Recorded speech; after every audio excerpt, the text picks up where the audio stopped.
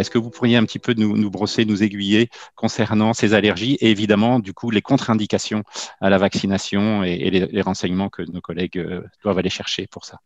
Tout à fait. Donc, on avait très peu parlé des allergies au moment de l'enregistrement des vaccins. Il ne faut pas oublier que dans la plupart des essais thérapeutiques, on exclut les personnes qui ont des allergies sévères et certainement des allergies à d'autres vaccins au préalable.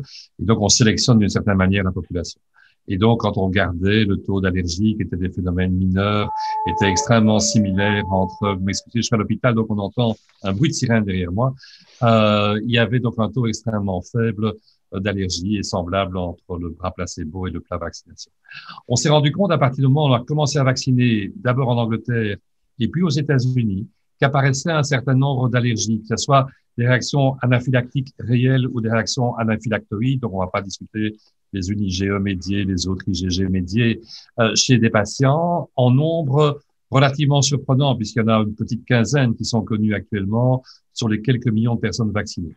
Ceci nous fait donc un taux de réaction que nous connaissons tous, puisqu'en tant que professionnels, ce que veut dire anaphylaxie ou anaphylactoïde sont des gens qui, effectivement, très rapidement ont des problèmes de perte de connaissance, d'hypotension, d'œdème éventuel des voies respiratoires, de manifestations cutanées, et qui nécessitent donc une prise en charge rapide. On considère d'habitude que pour les vaccins, ça arrive une fois sur les 1 million à 1 million 400 000 personnes qui les reçoivent. Donc, très, très rarement.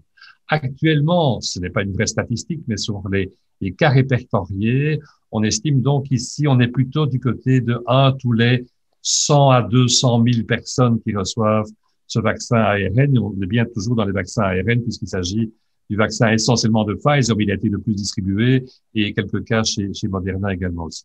Alors, c'est plus fréquent, bien sûr. Il faut quand même rappeler que même ça arrive une fois tous les 150 000 et que toute la population belge recevait du vaccin Pfizer ou Moderna, ce qui ne sera pas le cas, ça ne ferait quand même que quelques dizaines de personnes sur l'entièreté de la population belge. Il ne faut pas s'attendre à voir les gens tomber comme des mouches les uns après les autres.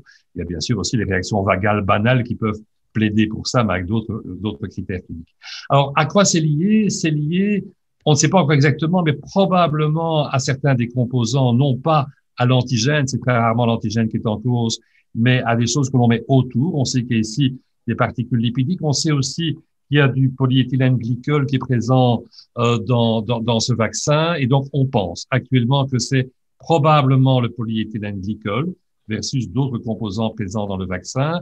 Et donc, je pense que maintenant, la Belgique va se conformer à ce qui s'est dit aux États-Unis, c'est-à-dire qu'on recommande de ne pas vacciner les personnes qui ont des antécédents d'allergie sévère anaphylactique typiquement, à soit un des composants connus du vaccin. Ces composants sont très clairement marqués et devraient être disponibles pour tout le monde, mais j'en ai entre autres la liste, ou qui ont fait une réaction anaphylactique sur un vaccin, parce que on a parfois reçu un vaccin à une époque ou à un endroit où on n'a pas pu savoir quel était le composant du vaccin. Donc, si sur un vaccin, on a fait ce type de réaction, ou sur un des composants connus, on ne fait pas la vaccination.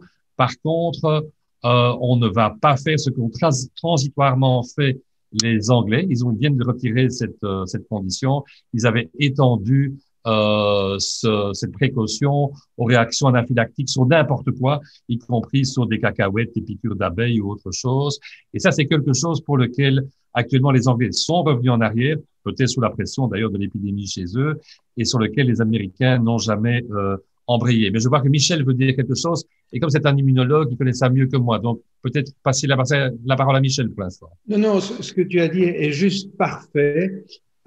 Juste deux choses. Donc, polyéthylène-glycol et polysorbate, qui est un produit qu'on trouve dans certaines préparations, notamment pour les endoscopies, et où il y aurait, mais c'est excessivement exceptionnel, des cas d'allergie. Enfin, polysorbate, polyéthylène-glycol, il y a beaucoup d'analogies. Mais surtout, ce que je voudrais dire, je voudrais demander à Hélène Guillain de partager à tout le monde un article qui vient de sortir du Journal of Allergy and Clinical Immunology avec des guidelines qui, je trouve, sont vraiment très, très bien faites et qui, si vous vous trouvez confronté à la question, vous permettront de répondre avec grande précision, notamment à une question évidemment importante par rapport à la deuxième dose chez quelqu'un qui aurait fait une réaction à la première.